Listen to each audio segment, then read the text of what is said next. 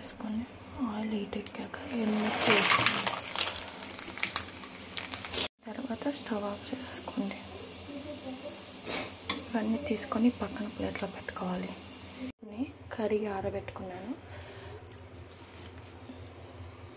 నూనె oil heat అయ్యాక గోంగూర దాంట్లో వేసి కొంచెం సేపు వేపుకోవాలి, మెత్తగా అయ్యేంత వరకు.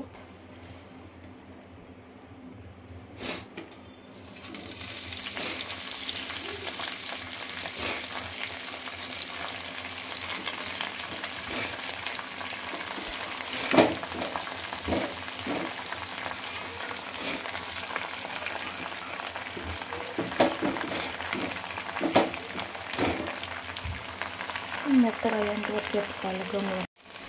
ఇలా మెత్తగా ఇంకా మెత్తగా అవ్వాలి. మొత్తం ఆరిన తర్వాత మిక్సీ జార్లోకి వేసుకొని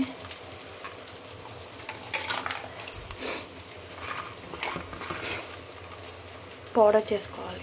సాల్ట్ కూడా యాడ్ చేస్తున్నాను. అట్లా వేసి దంచుతున్నాను, నాకు మెత్తగా అవ్వలేదని చెప్పేసి.